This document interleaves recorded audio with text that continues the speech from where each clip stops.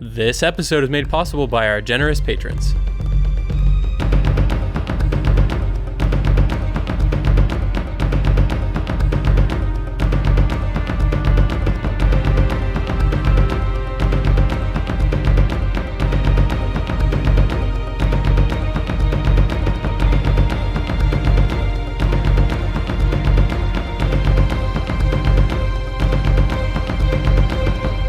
Welcome to episode 121 of the Ink to Film podcast, where we read the book And then see the movie. I'm Luke. And I'm James. And this week, with the help of special guest Curtis Chen, we discuss Edgar Rice Burroughs' 1912 novel, A Princess of Mars.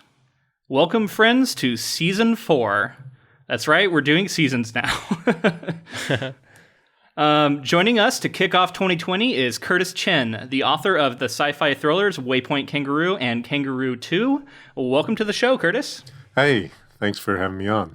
We have had you on the books for a very long time now, Curtis. You're a guest that has been in the pipeline, so it's great to finally have you on. Yeah, thanks again. I mean, I live in Portland, so I see Luke around town, so and I've listened to the podcast a little bit, so yeah, it's really cool to be here. Thanks. Yeah, Curtis is one of the first people to sort of introduce me to the Portland writing scene. Very welcoming. So thank you for doing that. You know, I have you on the show. I got to publicly thank you for that. It was awesome. Yeah. And no, absolutely. I've met so many great writers through you, so I really appreciate it. No, it's great to hear. I mean, sometimes I feel like everyone else having that experience is just sort of a side effect of me wanting to have that experience for myself. To, like, get people together, talk about writing, and because we often work alone and by ourselves, so it's nice to have excuses to get together and actually talk about the kind of work that we're doing and the struggles that we're all going through all the time. So yeah, I remember way back, I think during our first year, Curtis actually lent me his copy of Die Hard. So he's kind of been a part of the podcast, I think, for a long time, outside of it. And so I'm glad that we finally got you on. In fact, I think we had a conversation way back at like the Multnomah Whiskey Library in which I talked about my idea for this podcast with you, Curtis. Do you remember that? That's entirely possible. I mean, there was whiskey involved, so I mean, I remember everything too clearly. But yeah, no, we did talk about this a while back because, it's not a current book that's coming out. I guess one of your patrons requested this particular project, but it's really interesting, I have to say, and we'll get into that later on. Absolutely. In fact, that is a great segue. This episode was actually commissioned, this project, jointly by Ben E., Chris C., and Stephen E. They all combined forces with their tokens and commissioned this. And I know that it's a popular, it's a kind of a cult classic film, and I know that there is a large contingent of Edgar Rice Burroughs fans out there still, which is kind of incredible since this is a 100-year-plus old novel now, which is wild to think about. And yeah, I mean, it's something that people wanted. Hopefully they enjoy our coverage of it. We'll see how it goes. But yeah, shout out to you three. Hopefully you guys like this. And thank you for commissioning it. And thank you for all our patrons for supporting us. Yeah, definitely. Thank you guys so much. This is such an interesting project because I feel like this is one that I get asked about a lot. People say like, "Oh, have you done John Carter?" Because like you said, it is. I don't know if I would call it cult following, but it definitely has like this interesting group of people who are passionate about it because the movie has its own things. But this is such a this clearly this is 100 years old, so it would influence a lot of the sci-fi stories that we've seen over the years. And I don't know, it's interesting because there are times where I felt like I know that this is the impetus, this is where everything comes from, or like a lot of the things maybe, but at the same time it feels like maybe it's old hat at this point, if you know what I mean. I don't know, while reading this story I felt that a little bit. Yeah, I do have to say I was sort of aware of, I don't know if I've actually read this whole novel in its entirety before this, but I think we're all sort of aware of some of the, the characters certainly, and the sort of ideas about Mars that are introduced here, right? With, the different colored races and all that stuff. And I have a couple of things to mention later on about how this has sort of influenced other stories and how other people sort of write fiction about Mars. I think every science fiction writer has at least like one Mars story that they at least try to write at some point in their careers. It's like this big thing. Yeah, I like that. So before we get too much into it, actually, Curtis was nice enough to donate a copy of each of his novels that we're going to do as a giveaway to our listeners. If you're listening to this episode, you've done everything you need to do. We're going to give out a code word, and that code word is kangaroo. So just put kangaroo in your email title and email us at inktofilm@gmail.com. Let us know that you're interested in entering to win. And if you do, you're going to get 2 books, Waypoint Kangaroo and Kangaroo 2, each signed by Curtis. So definitely do that. I mean, we'll send them to you for free. So you're listening, why not? Give it a go. And yeah, once again, thank you, Curtis, for doing that. I think it's really cool, and that's something we like to do with our guests whenever possible. And in fact, people who like these kind of interplanetary romances and these space travel and obviously very different. But I think if you're enjoying this kind of stuff, this kind of subject matter, that they would enjoy your books. Oh, thank you. Yeah, no, I'm happy to get them out there a little more. So I know this is a ton of books published every year, and sometimes it's hard to sort of tell people about things when there's new stuff coming out every week. And yeah, I think they're fun. Yeah, I'm sure. I mean, I'm sure knowing our listeners, like people would be excited to check those out. All right, so let's talk a little more general thoughts before we get into it. I do want to give a bio for Edgar Rice Burroughs and talk about the kind of story behind the story, but you guys were both touching on things that I think is really important for me that I had to keep remembering, because it's kind of difficult to read this novel and sort of think of it critically from like today's point of view.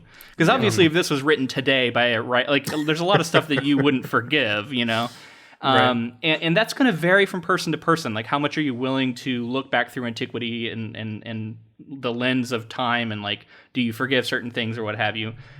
I mean, obviously there's some problematic stuff in here, but this is a person who's writing in a completely different sort of society than what we have now. Mm-hmm. Obviously, he's a white man, and so he's writing from a place of privilege. But even doing this was sort of risky for him, which we're going to talk about. In fact, he felt like he needed to write under a pen name just because writing this sort of fiction wasn't done. And it was considered sort of taboo and childish and something that a respectable person wouldn't even do. So from the science fiction point of view, like, it is really important, I think, to look at this as sort of a seminal work and something that went on to influence tons of major projects that we are all aware of, like Star Wars and just all of these sort of space opera stories that came afterwards. Yeah, as soon as they started talking about resources and things like that, it made me think of Dune. It made me think of like so many different things, so many different sci-fi related stories. I do have one statement that I wrote down that I feel like really encompasses my thoughts on this, but I want to say that last. I'd like to hear what you guys thought, just overall. Like, how did you feel about sort of the planet itself? How did you feel about the characters? How did you feel about? Well, let's talk specifically. How did you feel about the main character, John Carter, Gentleman of Virginia? Yeah, the Gentleman of Virginia. Yeah, which, by the way, was a Confederate state in the Civil War. Like, I don't think that's ever mentioned explicitly in this novel, and I'm curious to see whether they deal with that at all in the movie, which was made, like, it was like 2012 or something, so also like 100 years later. But like, hey, the hero of our story was like fought pro-slavery, guys. Just FYI. Like, and now he's on a planet where they have slaves, and he's like, no big deal. Like, I mean, that was one thing that was like, oh, interesting. Yeah, okay. Yeah, so I haven't seen the movie. It sounds like, have you seen it, Curtis? I did when it came out, but at this point, I have very vague memories of it. So obviously, it didn't make a huge impression.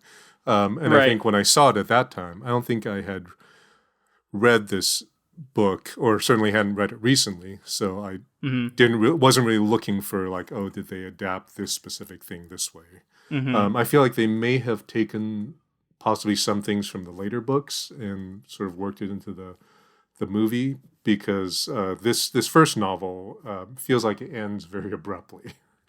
Yeah, it's kind of a cliffhanger. Yeah, that's true. Sort of, yeah. And I mean, knowing that there's this whole series of these later on, it kind of makes sense. But yeah, so one other thing I wanted to say was that as a writer, it was interesting to read this novel because it was written in such a different style than a lot of novels are these days, right? Like there's a lot of very sort of, long chunks of dialogue where people are just talking to each other. And the whole sort of framing device of this is a real manuscript that like my uncle gave me and, all that kind of stuff. I feel like that was kind of fun. Yeah. And I feel like that was more of a thing, back around, the turn of the century in terms of writing, where like it was, it was a style to have some kind of framing device. So the reader wasn't just getting something on the page and was being asked to suspend their disbelief in terms of like, a first person narrative where, that person couldn't possibly be telling you what's happening in that way, but you're accepting it because that's just how the story is being told. Whereas I think, which we wouldn't even bat an eye at today. So that was very interesting as a reading experience. And I think it also helped me sort of, to get back to the original point, it helped me sort of frame my expectations of like how the story was going to go and how people were going to behave, knowing, because it just felt so old-timey the whole way through. Yeah. Presently, I perceive that James has not weighed in on whether or not he saw the movie. So the way it was like, the language of this book was like, there are certain things that are like really beautiful, and you kind of, it's like that old timey language. But then the other things, I'm like, man, I'm glad we don't talk like that anymore or write like that anymore. The word presently is used so often, and I'm like, cut the word presently. You don't need it. Yeah. There are definitely a lot of little like flourishes that I think most readers would not stand for right now. Just like get to the point. Oh, seriously though, James, have you seen this movie? I have seen the movie, yes. So interesting, there's a ton to talk about with the movie, and I'm excited to get into that.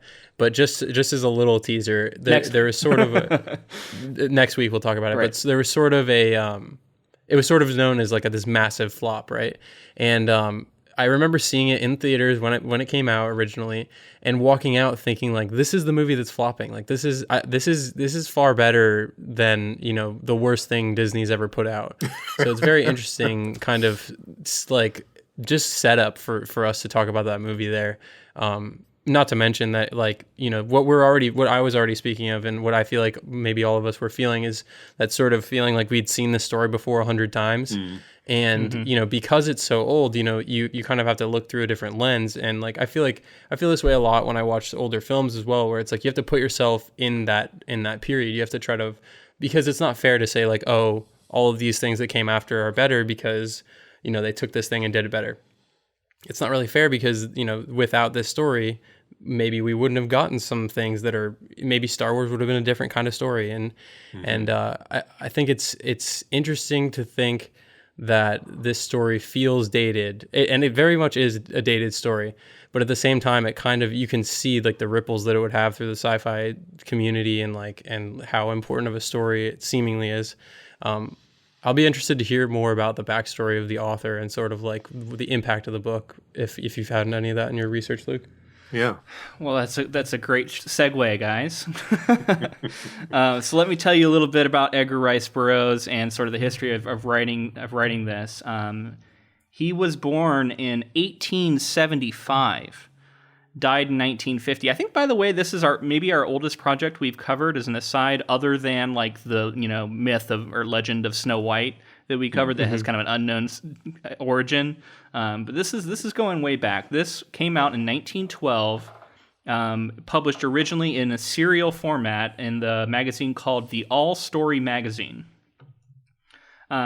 So backing up a little bit, Burroughs was essentially a failed businessman who was struggling to make ends meet for his family, and he turned to writing as like a last-ditch thing to try and make some money. And he invented this character, John Carter, and he at first he didn't know if he would be willing to put himself out there and potentially publish this thing because of what it would do to his reputation. So when he did submit it, he submitted it and he wanted it to be published under the pen name Normal Bean. What? That's the most abnormal Yeah. name you can ever think of. Yeah, because he wanted the pen name to suggest that despite the incredible nature of the story, he was still a sane, reliable character. What's funny though is that the I think the typist who was doing the magazine thought it was an error, and so it was published originally under the pen name Norman Bean. Interesting. Yeah. Yeah. Remember reading about this, I think. He did sell the manuscript for $400 to the editor, which I did some quick calculations, and with inflation, that's approximately $10,000 today, which is pretty good. But I mean, obviously, this is something he worked on for a couple of years, so still, $10,000, but pretty good. And originally, the magazine editor told him that he needed to cut the section called Sola Tells Me Her Story. So that was that whole section where Sola kind of goes into her backstory. That was omitted from the original run, but was later restored when it was published as a novel. It's pretty funny because I actually felt like that was a pretty pivotal part of the book. Personally. Yeah, same here. Yeah, I agree. So that's why I thought it was notable that the editor was like, "We got to cut that." Yeah, right. It's a woman talking. What? We can't have that. Right. Who is this? Oh, that reminds me. That reminds me. I set something up in the general thoughts that I didn't pay off. I wanted to say this real quick. There was a statement that I came up with to kind of encapsulate my thoughts. And I don't. And now we're talking about the person, and it's a little more personal. And I don't mean that much disrespect in this, but my statement is this story feels like something that a really crazy and also creative grandpa tells someone. It feels like a that's what it reminds me of. It's just like this crazy old grandpa telling some stories about the way that they talk about women in the story. It really that's how I felt. Then I killed 10 Martians with my sword. Exactly. Yeah, I like that. Oh, I actually have, I don't know if, James, I don't know if you even know this, and I probably should have said it a lot sooner, but did you know that Edgar Rice Burroughs also is the creator of Tarzan? I actually did know that, yeah. Yeah, it's probably much more well-known for that. Much more well-known for that, and I should have said it earlier.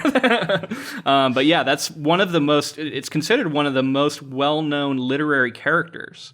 And for his time, when he through his run with Tarzan, he ended up outselling contemporaries like Hemingway and Faulkner and a couple of these other guys. All of them combined is what I was reading. He outsold them all.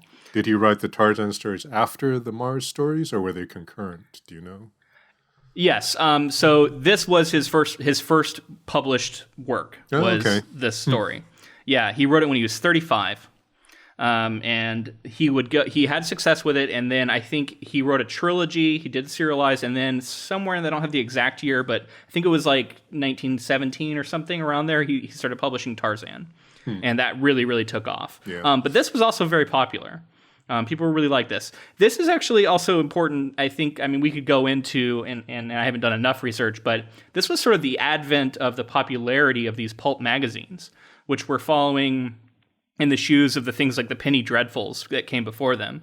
And it was really this sort of movement because paper was getting cheaper, production was getting a little cheaper, and they were trying to get, fiction out there, quote unquote, for the masses.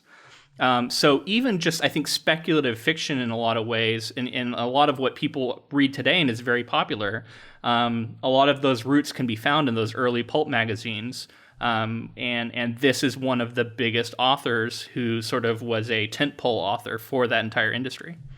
Now, it's funny, speaking about both of these stories now, I feel like there's a lot of similarities. Oh, yeah. Yeah, definitely sort of white man in another world, and he becomes awesome, and he learns the ways of their culture, and he's great, and he's got an animal sidekick. Yeah. Wears very little clothing, apparently. That's true. It's sexy, and I mean, nobody's wearing any clothing in this book. Yeah. It's interesting to think about just how monumental this work was. And one of the things I was saying is that a lot of authors and filmmakers even that came after would cite him. Early writers like Jack Vance, Ray Bradbury, Arthur C. Clarke, Robert Heinlein, John Norman, all have referenced Edgar Rice Burroughs as being a huge influence. Even scientist Carl Sagan said that he read this book as a child, and it made him want to go into the sciences. One of the things that made him want to do that.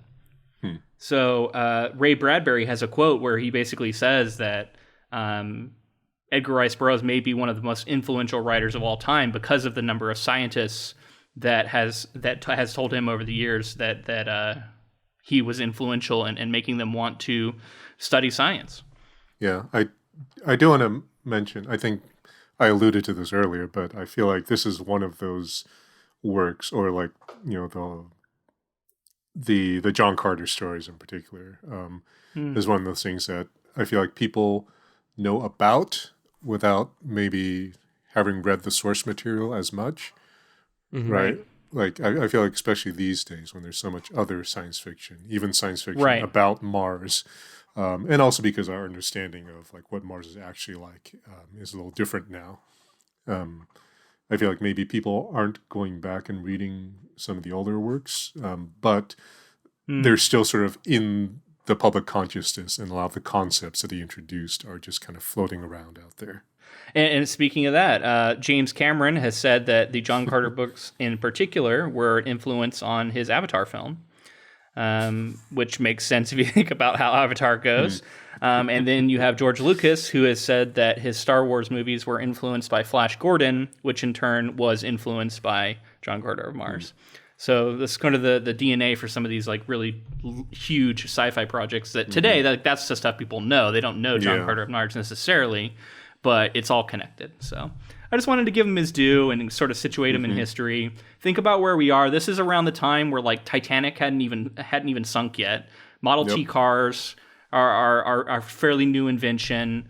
This is a very long time ago, and I think it kind of helps for me to remember that when I'm thinking of this critically. I remember in my research reading that this was heavily influenced by like a very popular scientific writing that was happening at the time, in which this was the theories about what could be going on Mars, and so it's interesting because like it's very dated and it's very wrong, for a lot of stuff, but he was sort of working within what the like scientific consensus was at the time. And it kind of just shows how much we've learned since then and how much more we know now. But I was actually kind of impressed when he first goes to Mars. We get discussions of like differences in gravity, differences in pressure, and that kind of stuff. Like I kind of wasn't expecting that in this novel. I thought it was just going to be like everything was fine, gravity was the same, you know what I mean? But that actually ends up becoming sort of a key plot point in his sort of thesis that John Carter is extremely strong because he's been on Earth gravity and now he's on Mars gravity, and so that's why he's superhuman, and he can jump really high and do all this and fight really well, which is kind of ludicrous, but also sort of I like that it has some sort of explanation to it that is somehow linked to science. I don't know, just enough to be kind of fun. I always think it's interesting to think of an older time when the scientific community is agreeing on things like gods actually like with like Greek mythology, things like that, like the philosophers of the day and everybody theorizing like the reason that the tide is this way is because Poseidon and all of this kind of stuff. And just this idea that like in like 1911 you had people potentially thinking that there were actual alien wars being fought on Mars is pretty horrifying. Like I feel like that's going to put the fear of God into some people when they're just like, out on a farm somewhere doing God, doing their work. And then they just look up and see Mars in the distance and think like, yeah, there's a war happening up there. So hopefully it doesn't come here. Yeah. I mean, Little Green Men, like all of that's been around a long time, the idea of Martian civilizations. And it's something that, you think about like Ray Bradbury's The Martian Chronicles and like all these writers that, a lot of whom I've mentioned are writing about Mars, like Curtis said. And a lot of this kind of came back to this. And that also, just one more thing about that time frame is I kept thinking about like what it would be like to read this story, trying to imagine what it would be like to read a story about Mars and going there and having adventures in a time in which like that wasn't a thing. Like these kind of stories weren't being written or they weren't being published. You weren't seeing them. And I don't know, like it must have been kind of, mind-blowing to read a story like this. Yeah, I mean, I think in a lot of ways, this particular story is very much like a Western. And I think, it ends up being similar to a lot of the Tarzan stories that, he would write later. But I feel like a pretty direct antecedent of this particular tale is, I think it was like right before 1900, maybe 1890 something, that War of the Worlds was published by H.G. Wells. And that has, that's about Martians coming to invade Earth. But I feel like it has a lot of similar ideas about how, Mars as a planet is dying, and therefore they have to, do something to go out and survive. And here, Burroughs has the same kind of thing, where Mars is, a dying planet, and they have these, big atmosphere machines that, keep the air going. And there are all these, old cities that have been abandoned that, these other people are now living in. That was really some of the most fascinating parts of the book for me. It was sort of this ancient heritage of the Martians that's been there, and sort of the dried up, the salt fields, because there's dried up rivers and oceans, and the fact that they knew that there was dried up, areas where water had been, in addition to the sort of ingenuity that they brought into it, like the atmosphere machines and to me, I felt like, I don't know, maybe this is, I don't think it's very controversial, but it's maybe people won't agree with this, but in general, I wasn't really interested in what John Carter was doing as much as interested in what was going on around him. I wish that it was just John Carter died when he first got to Mars. That sucks. And then we just go off and hear a story about Mars and from this perspective. It's like a reverse alien autopsy where the Martians are like, well, we found this thing. Let's see what's inside. Surprisingly, looks a lot like the those red Martians we have. Don't know why. Yeah, that's weird. Although I think they he deals with that early in the novel, right? Where someone says oh yeah, we can see all kinds of planets, and there's all these people everywhere, and they look pretty much the same. Yeah. Surprise. Yeah, you're right, and that was kind of a clever way of saying that's why, So don't question it.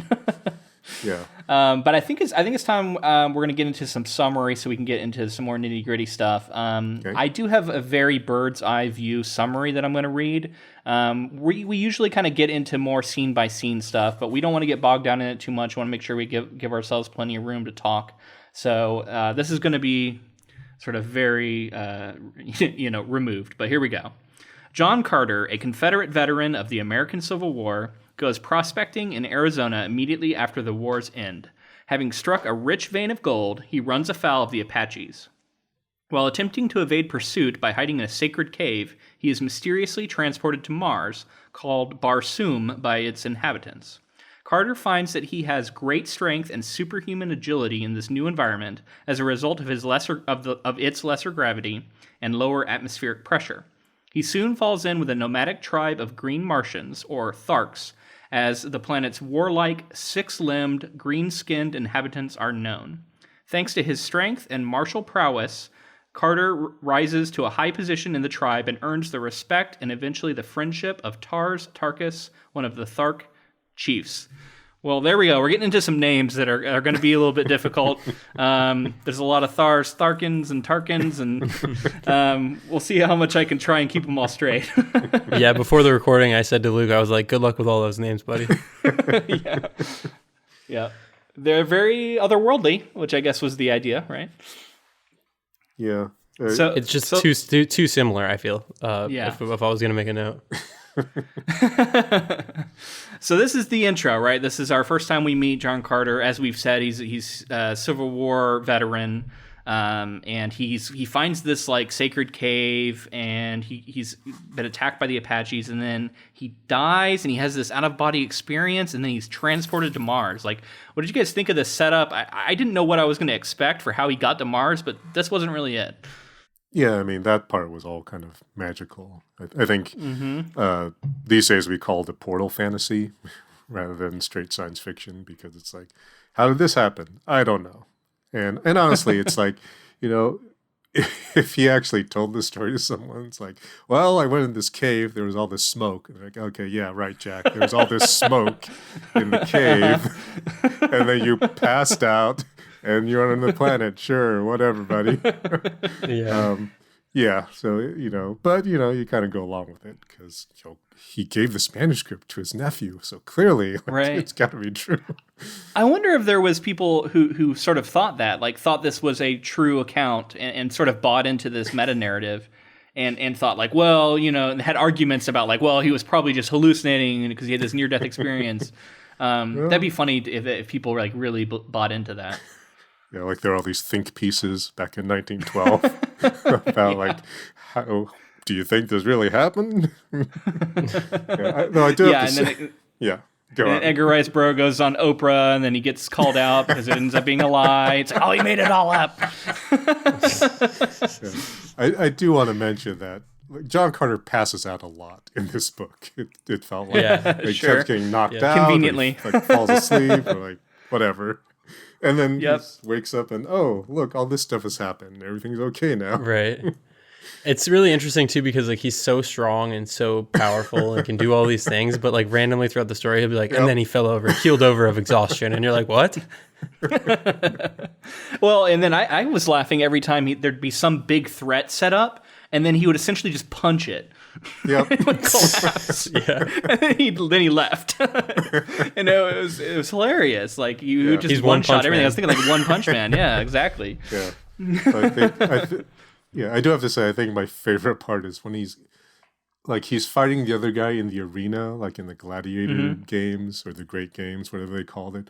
And they're like, I have to pretend to kill you. So let's just like vamp until it gets dark, and then you pretend to stick me with your sword, and then pretend to like cut my throat.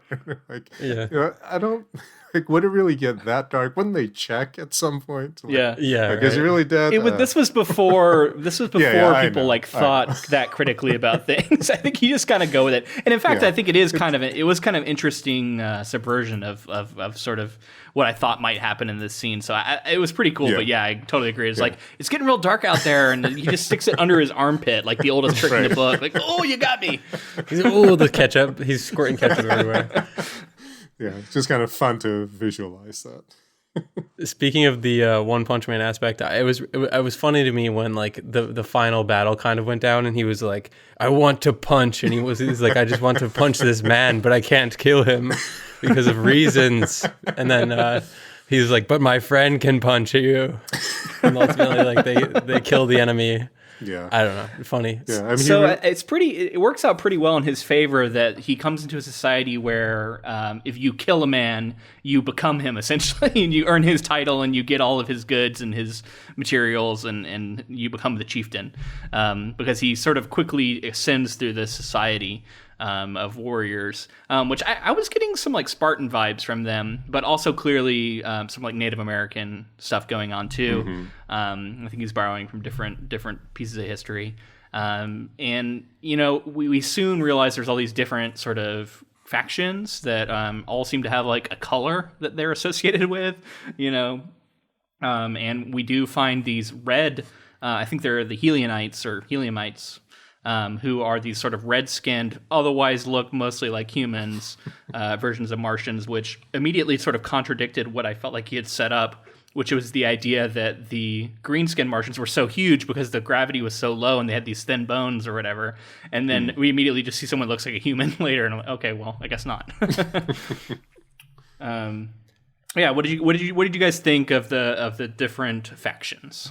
I found it interesting, like you said, that we went with a lot of humanoid ones because I don't know. I always find it frustrating when we start to talk about space and everything just looks like a human, and in different sci-fi stories or anything like that, really. And then you see things like sea creatures, and you see like how diverse Earth is on its own, and then you would think like no matter what, it's not going to look like us. And then we go to another planet, and the first thing we see is like they have tusks and they're green and all these things, and then like the other 80% of the planet all look like humans. So maybe it had something to do with the fact that like it was one of the first stories like this where he felt that more humanoid characters were more relatable or something. Yeah, I mean, at its heart, I feel like it's really just an adventure story, sort of in a different setting. I did like he spends a little bit of time talking about all the other creatures, like the the thoats, which are like the horses that they ride, and how everything, like all the animals, and like the dog thing, Woola. Woola, yeah. Yeah, all the So animals he got himself a Mars doggo. Yeah, which is one thing I do remember from the movie version, actually. Oh, okay. I look forward to seeing it. Yeah, but he did spend a little bit of time talking about how all the animals had multiple limbs, I think, which was interesting. But then, like you said, it's like, well, everyone else is pretty much just a human. And he actually, I think, calls everyone humans because they're basically the same. And they're just like different races or even whatever. I think the green skin Martians, I think he refers to as humans at one point, which kind of threw me. But maybe that's just like sort of someone from a non-science background talking science and they don't really quite get it. Possible. So you mentioned the dog, which we got to talk about a little bit. I know he wasn't described to look like a dog, but I just kept thinking it was a dog, which I think was intentional. And I like their relationship. It is kind of funny how like it seems like John Carter keeps having to like teach them how to love, teach them how to like treat animals with kindness, teach them about friendship and positive emotions. And it was just interesting. It comes in and that's his superpower, is that like he can befriend animals because he's not cruel to them. It's this very powerful like sort of wish fulfillment fantasy that probably was pretty alluring to people to read about at the time, make you feel strong, make you feel like anybody, because he's kind of an average Joe, I guess. He's a veteran, but he goes there and he becomes this superhero, like, and he's amazing to everybody. They're like, I can't believe that you're such a man, of such quality from Virginia, you know. So I feel like he's kind of a lot of people who read this sort of kind of self-insert and imagine themselves in this environment. Yeah, that's definitely what it is too. It's very, like you said, it's that wish fulfillment. The other thing was this sort of wish fulfillment for maybe the author or whoever, but just the way that the women are treated in the story, and like they're very objectified and very much like in service of the men and all this other stuff. I feel like men of the time potentially, you know, he was kind of catering to that audience, and I think they probably reacted well to it. So, you know, it's of a certain time, but it's when we I don't know, reading it was pretty wild. Yeah. No. I mean, speaking for myself, I felt like the tone of the whole thing was very, very colonialist, which was sort of par for the course back in the day. But just in the way, like you were talking about, Luke, where he like goes there and has to show them like how to, you know, civilize themselves or whatever. And I think there's at least a couple of times when he's like we mentioned, like they're, you know, like, oh, you killed this guy, so you get all his stuff and all of his servants and all his women or whatever, right? And I think there are at least a couple times when John Carter's like, okay, I'll take all this stuff.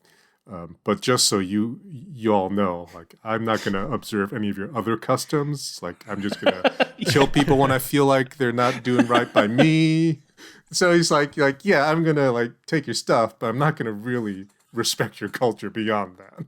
Right. That's the thing. Like Luke was talking about how he's coming in and he's spreading friendship and like all of these things, but at the same time he's like, but I'm not going to not kill somebody whenever I feel like it. You know? It's just what I do. I'm John Carter, bitches. Yeah, I even have a note in there somewhere where I was saying, like, he sure kills a lot of random guards. He really does. But again, I think in a lot of adventure fiction, there are all these sort of, you know, minions around that you could kill to show how awesome you were at sword fighting or whatever. Right, and speaking of the sword fights, I kept being sort of struck by how brief they often were. Like, there was a lot of them, don't get me wrong, but usually it was like, we're about to have this big battle, and then it was over in like a moment, like in a sentence, it was, and then it was over, and it often felt kind of like, oh, well, we just built up to this thing, and now it's done, and that's just another thing, I think, with the difference between like modern conventions and what we were reading back then, and it was interesting because I felt like this was this sword, almost like a sword and sorcery, but obviously not because it's, you know, sci-fi. But it has a lot in common, I think, with that genre. And I felt like these sword fights were going to be a big focus point, and I was kind of always shocked when how they would go really fast and just kind of get onto the next scene. I don't know. It's probably just a symptom of the time, I would assume. But we've already moved into some of this next part, so I'm going to go ahead and read the next paragraph I have of summary. Yep. So the Tharks subsequently capture Dejah Thoris, who is the Princess of Helium, a member of the humanoid Red Martian race. The Red Martians inhabit a loose network of city-states, and control the desert planet's canals, along which its agriculture is concentrated. Carter rescues Dejah Thoris from the Green Men in a bid to return her to her people. So I'm just going to stop there. I think we've got to talk about Dejah Thoris, the main sort of love interest, the Princess of Mars from the title. And yeah, very, very sort of, we already talked about like the colonialist stuff going on. This is kind of Pocahontas-y to me. Reminds me a little bit of Avatar, right? It's not only am I coming into your society and bungling my way through, following certain things, not following others, but I'm also going to woo one of your most beautiful women. Again, it's sort of a power fantasy thing. And I don't know. Let's talk about it. Yeah, I mean, I kept hoping for her to like do more stuff or have more of an opinion about things. But I guess that wasn't really what women did in adventure stories back then. Sure. I think I read that actually the original serialized version of this story had a different title. Right? Oh, yeah, that's right. Yeah, I think it was called like Under the Martian Moon. Yeah, but then when they published it in book form, it was called A Princess of Mars. So clearly that was a character that really stood out to people, it seems like. And I think even given that she's really just a damsel in distress, like the way she is described and, in this kind of loving detail by John Carter all the time, you can see why she would be appealing to readers. Absolutely. And between her and I think it was Zola, was the other sort of prominent female character. They were interesting when they were given time to do things. It just was very few and far between moments, right? But I wanted to hear. I liked hearing about their backstories, particularly Zola when she tells the story that we talked about that was omitted from original publication. But when she tells the backstory of her parents and how they were in love, and then that was a forbidden thing, and then how her father doesn't even know who she is, which is going to come back later. So a lot of that stuff was cool, and some of the highlights of the book for me. And I wish maybe there had been more with our princess as well. But even she had some of that sort of stuff that was interesting whenever we got it, whenever a little bit was given to us. Yeah.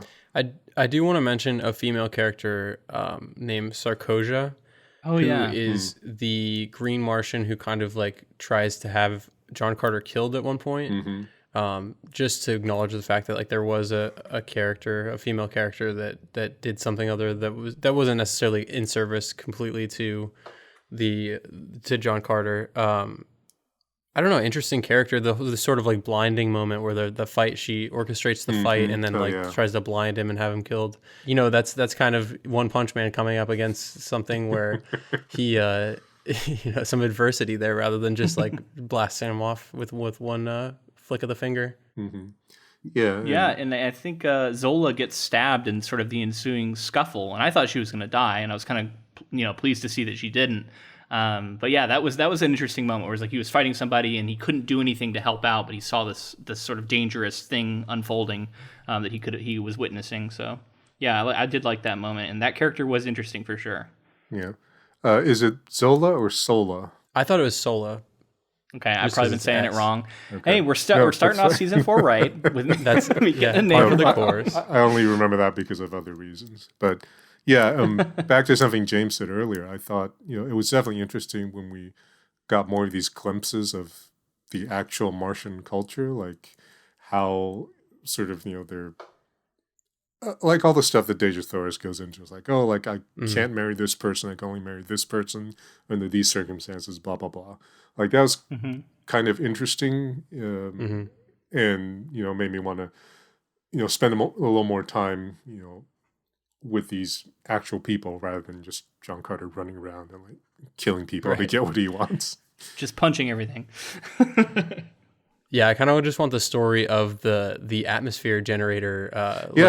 Sort of overseer. Like I want that guy's I want the story about him. Right, like he just people died. Weren't ready for it. That's very suspicious. Like I don't. Yeah, exactly. But like he also renounces all races. It seems like he's just like in service of. Yeah, he's neutral. Yeah, he's in service of the planet, and like that kind of like sort of, I don't know, like is there an order or something, like, or is it just a dude who decided to do this at one point, or Maybe you get into more of that because there are 11 of these books. Originally published 3 of them. I think, and a lot of people really enjoy this trilogy. But then went on to publish 8 more after that. So I assume they get into all sorts of things, that we're talking about. And the people who've read them all are probably like, oh, you got to read book 4 or something where it's all about that guy. You can only hope. And it's not just John Carter punching everything throughout all 11, but I'm sure that's a prominent piece of it. All right, so I'm going to read the final bit of summary, and we can kind of just talk about everything. Okay. So, subsequently, Carter becomes embroiled in the political affairs of both the Red and Green Martians in his efforts to safeguard Dejah Thoris, eventually leading a horde of Tharks against the city-state of Zodanga, the historic enemy of Helium. Winning Dejah Thoris's heart, he becomes Prince of Helium, and the two live happily together for 9 years. However, the sudden breakdown of the atmosphere plant that sustains the planet's waning air supply endangers all life on Barsoom. In a desperate attempt to save the planet's inhabitants, Carter uses a secret telepathic code to enter the factory, bringing an engineer along who can restore its functionality. Carter then succumbs to asphyxiation, only to awaken back on Earth, left to wonder what has become of Barsoom and his beloved. And that's where the book ends. So that kind of goes through a big thing here at the end where he's having to fight. He leads a war and he's fighting this guy in single combat, and his princess is about to be married off and all of that. But free to talk about anything. Just to jump to the very end where he sort of goes back to Earth, it's reminiscent to me of this sort of Narnia thing where the children grow up in Narnia and rule in Narnia and then fall back through the wardrobe and specifically I guess the Lion, the Witch, and the Wardrobe, and then they fall back through, and rather than they were adults and they've spent all this time in Narnia and then they fall back through and they're children again. That's sort of I don't know, something about that where he goes back and all those people that are left on that planet that he can't get to. I'm assuming that's gonna lead into the next books, but just that sort of longing for that other planet where he was a superhero and everyone loved him and that was his real life, and now he's kind of stuck back here. I don't know, interesting little cliffhanger, especially for that time, I would say. Mm-hmm. So one thing that I thought was surprising was I was expecting to be this book a little more lurid than it was. I kept expecting there'd be a scene called or a chapter called Love Making on Mars, and I was like, oh, here we go. And then it was it's actually pretty mild. I mean, other than an occasional mention of people being naked, and then he kisses her, and most of the descriptions are about her face, and I thought it was sort of puritanical in a lot of the ways where I was surprised from these covers that you see where it's very scantily clad, and I thought we were going to get something a little more raunchy, and it never really gets into that. And in fact, at the end, he marries her, and you know what I mean? There's no love scene, not really. So I don't know. I just thought that was interesting and sort of reflection of the times. And it's funny that this was still considered to be this sort of lurid, oh my God, this is so explicit kind of storytelling back then. Yeah, I can kind of get what you mean. When that chapter specifically came up, I was like, oh wow, it's gonna be really explicit, and it's gonna get it's gonna turn into one of these sex books that you see people reading, and we're gonna get and the Martians, or their anatomy is different, and these I thought it was gonna get very very specific, and it just never did. Apparently they all lay eggs, so yeah. That's true. Yeah, apparently she was hatched from an egg. Yeah, which I feel that would have been a whole interesting thing to talk about, right? But maybe that's not where the adventure fiction market was at the time. Yeah, I imagine not. Yeah, and I also think the chapter title was probably Love Making in the sense of wooing her, because it was all about he was trying to talk her into, going with him on doing whatever.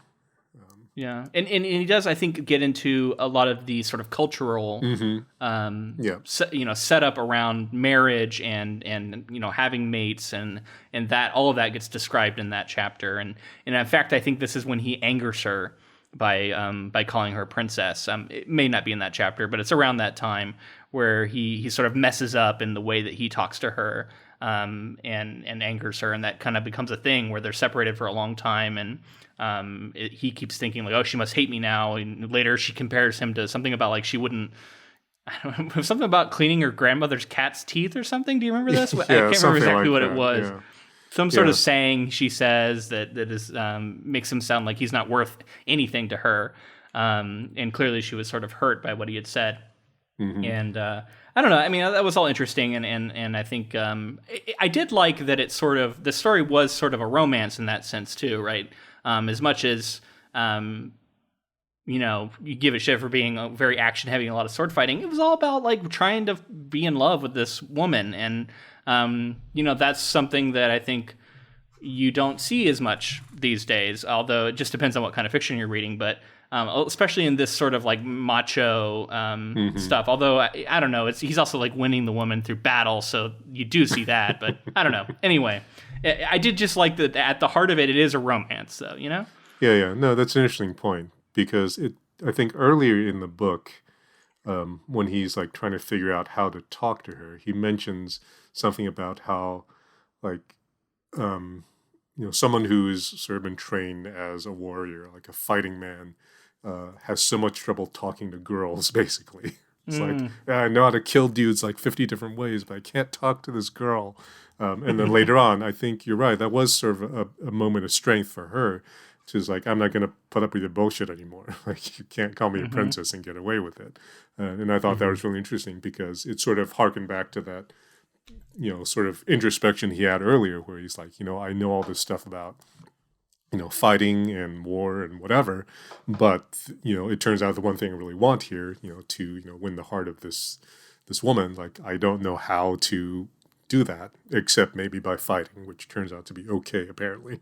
But then he does have that little moment where he's like, oh, I need to understand why, this thing I said was wrong. And it is interesting, though, just as an observation, again, to the agency of the women in the story. It's like that she had no option, right? Like there was no decision to be made. Like he was, well, yeah. Like it was always like, he was like, I will have you. And it was very, But that's what she wanted. Yeah. Yeah. Well, I mean, to be fair, like she clearly did not want it at first because I think like the first moment, like he sees her and like it's love at first sight for him, but she is like not giving him the time of day. Like, okay, like she was a prisoner of the people that he was hanging out with, but she was still like not willing to even deal with him for a while in the beginning there. This is sort of unrelated, but I did want to mention that, they talk about how the Martians are telepathic with each other, and then they can't read John Carter's mind, which becomes an advantage for him because they can't, like, figure out what he's planning. But it was always weird to me, sort of from a, science fiction reader point of view. It's like that they weren't actually using the telepathy more between them. Because they talked about being able to, like, guide their horses or their creatures by using telepathy to tell them what they want them to do, which I guess is part of why, they weren't inclined to show kindness to the animals and build a bond that way. But then, like, if they were all telepathic with each other, it's like, they don't really need to, like when, like, toward the end, John Carter's, like, hiding behind a curtain and eavesdropping on them. It's like, they don't need to talk to each other, right? Like, the head guard can just, like, telepathically tell everyone, this is what we're doing now, and... So I feel like that was one thing that, again, it's like, it's, very early 20th century and people are just kind of starting to think about these sort of fantastic things. But I thought they could have, and maybe it's more of a thing in the later books, but it seems like, it's a weird thing to bring up and then like not really explore that part of the world. Anyway, yeah, definitely. Right. This may be a very modern complaint, but that it's something that I feel like we've gotten a lot better at, right? Like introducing a fantastic element and then just really figuring out all the ways in which that would affect the world and would affect society and people and how they interact. And it's like he has this thing set up, but he doesn't quite go into it. Sorry, my dog is making noise. Yeah. I mean, there's actually a lot of stuff in there because like at one point, like he's in one of the cities and he goes with someone to this fully automated restaurant. And like the description makes a point of saying is like no like human person ever touched any of the food. It was all done by machines. And of course they have these, huge atmosphere plants. So like there's clearly all this technology that still exists and still works. And people are able to use it, but then, are they not building new things? I guess they're building airships. I had a lot of questions about this book. Yeah. Well, I was trying to say. Yeah, I agree with both of you. This sort of there's so much like set up, so many things that I think maybe were just in there because they were cool. Yeah. Like the airships are cool and they do play a part to an extent, but like seeing something like that in a novel of this genre now is like immediately like it sends me as a reader into thinking like, all right, how is this going to play a factor in the final conflict in some way? Like the sort of the fact that you brought up, Curtis, the telepathy not, ultimately having some huge payoff seems like, it just seems weird. It seems just like odd. Yeah, I mean, I guess it was useful when he had to, reset the atmosphere plant, and he was the only one who could do it because he had been, randomly, basically overheard that guy. Yeah, I guess well, that's true. and of course, he very easily picked it up, which I thought was kind of funny. He's just like, John Carter. Oh, you guys can speak with telepathy? I can do that now, too. Except for you can't read my mind. Yeah. I did like that scene at the end where he sort of has to like rush, as he's there with Dejah and like, the air is running out on the planet because the atmosphere machine's malfunctioning and like he has to rush over there, and like I thought that was all really interesting stuff. Like I actually liked I liked the ending a lot. Maybe not even the battle that led to the end, but like the actual ending that would lead us into book 2, I'm assuming. Right. So I have a note here, and I want to see if you guys picked up on this too, but it felt like they were talking about the society as being sort of communist and sort of like shared property and a lot of this stuff, and it felt like it was trying to be sort of like, as an American, we know that this is bad.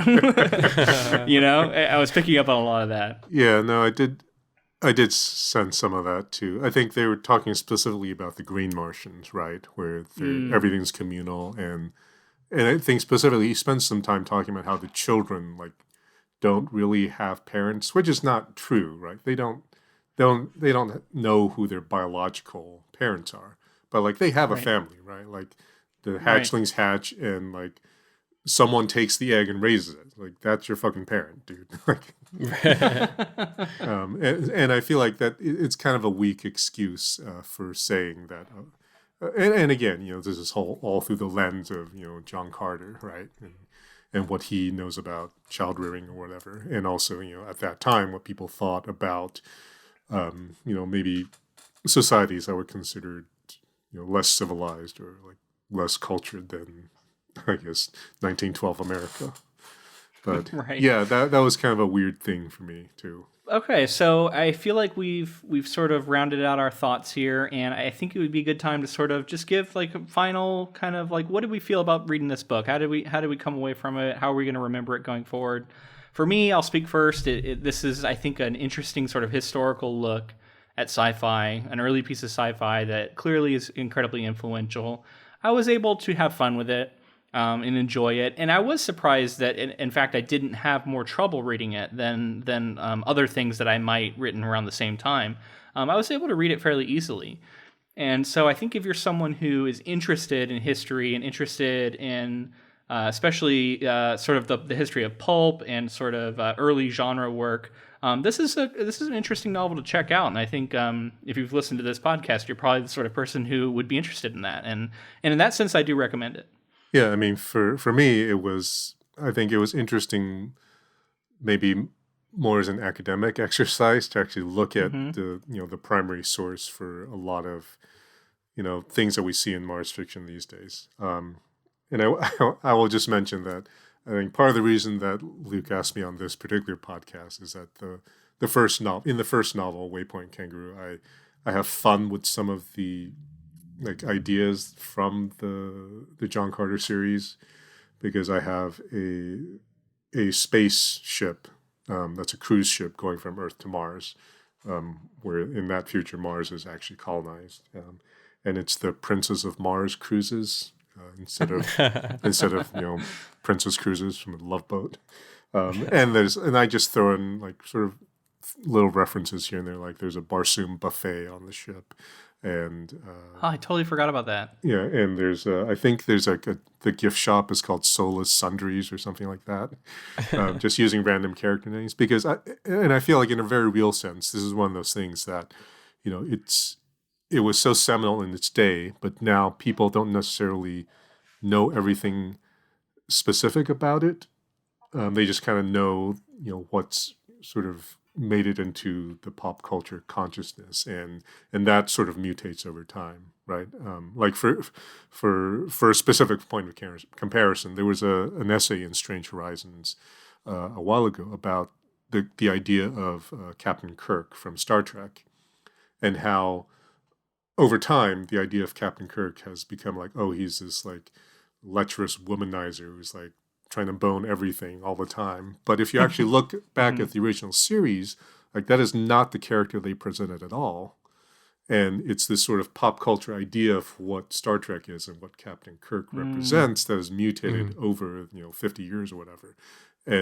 But now, like in the sort of in the rebooted J.J. Abrams movies, like that is what Kirk has become now, because that's what people think now.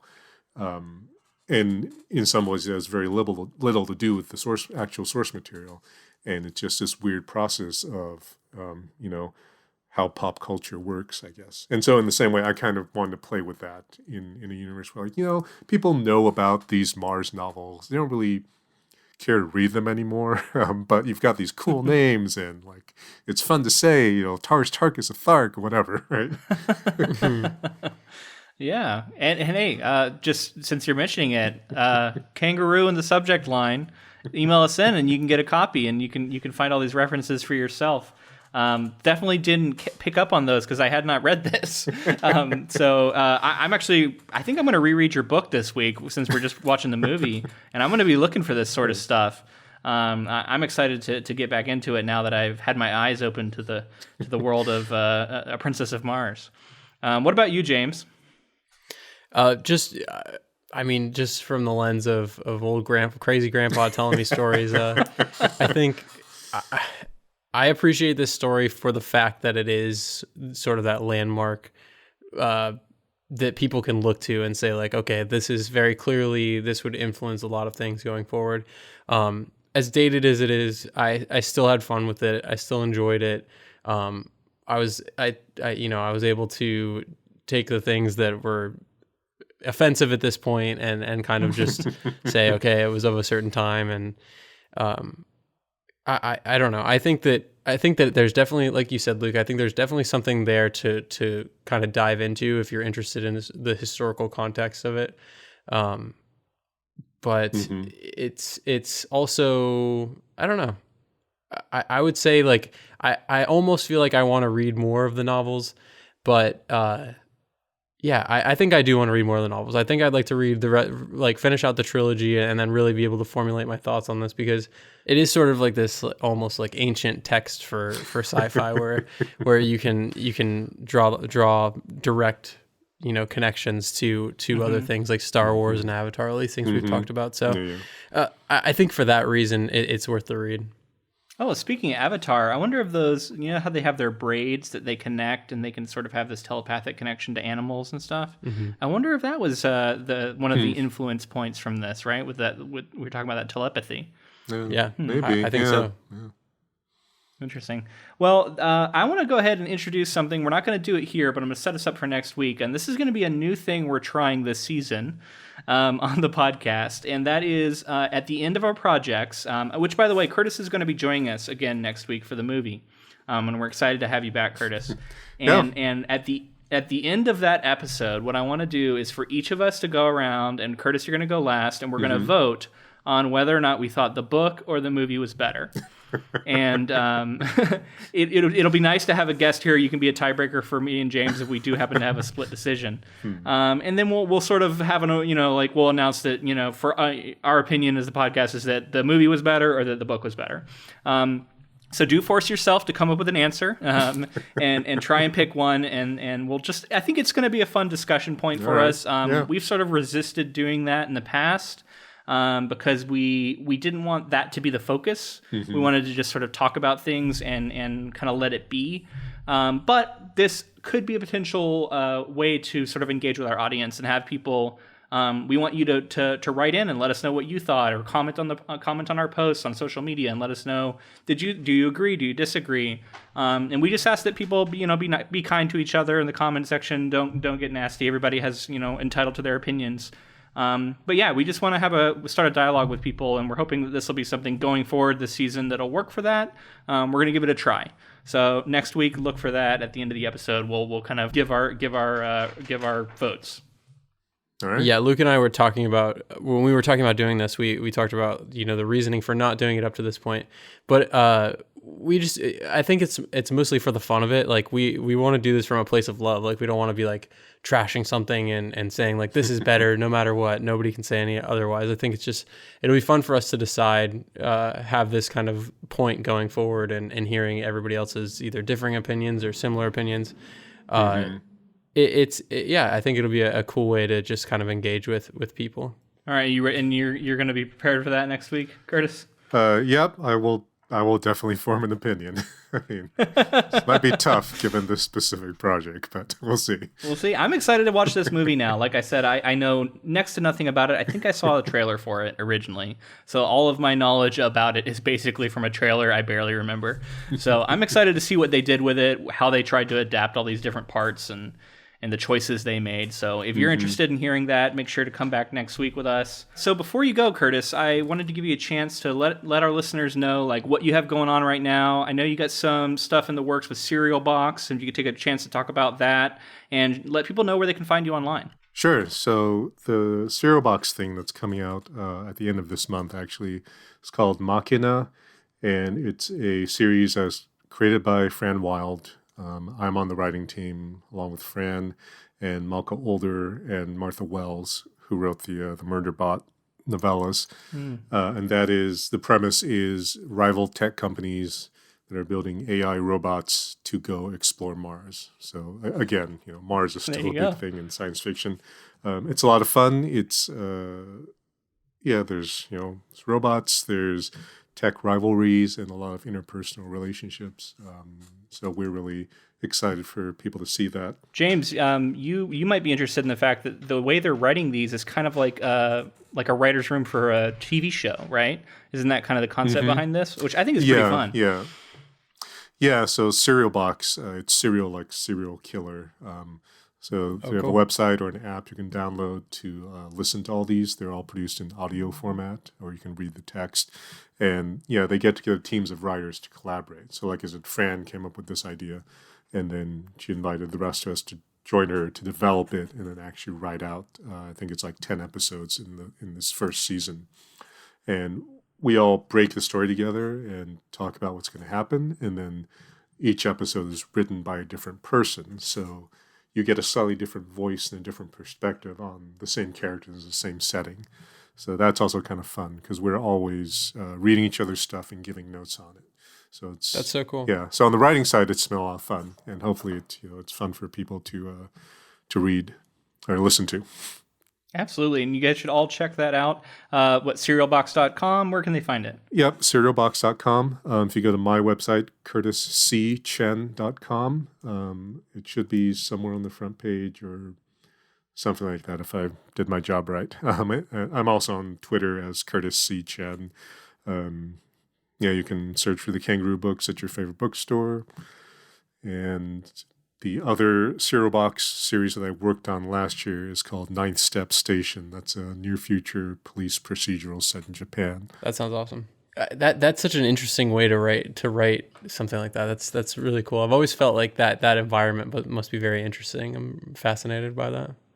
Yeah, no, it's been a lot of fun for me, on the writing creative side, and readers seem to have really liked Ninth Step Station, and hopefully they'll enjoy Machina as well. We're gonna go ahead and let you go, Curtis. Thank you so much for joining us. This was a lot of fun. I'm glad I finally got to have you on the podcast. Yeah, thank you. This was great. Thanks, Curtis. All right, and we will see you next week.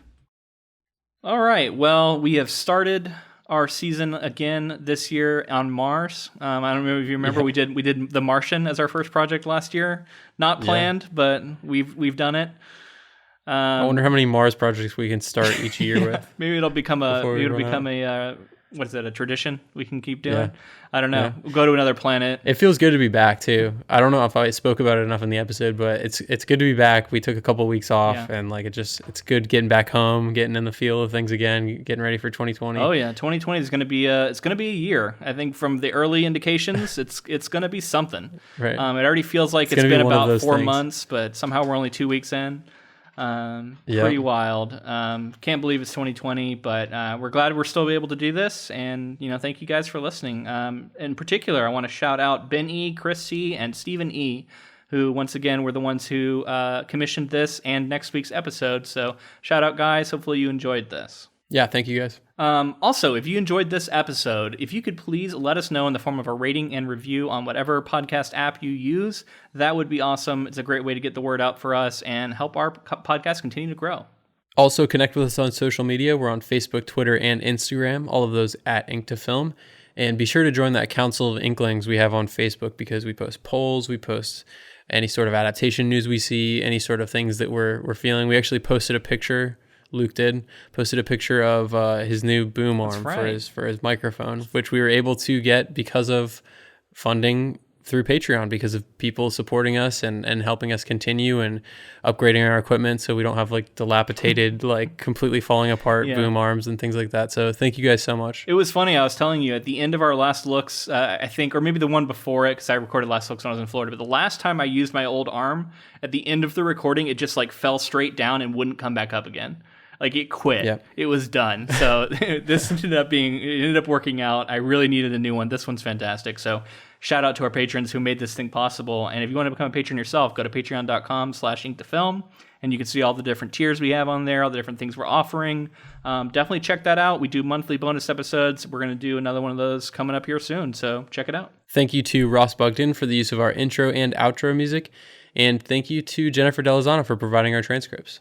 All right, so one last time, if you guys want to get a copy, enter to win to get a copy of both Waypoint Kangaroo and Kangaroo 2, send us an email with Kangaroo in the subject line. Let us know, and we'll enter you to win it. The winner will be announced the Monday following our film episode next week. Thank you guys for listening. Thank you guys for checking us out for the start of Season 4, and we hope we'll see you again next week. But until next time. Thanks for listening.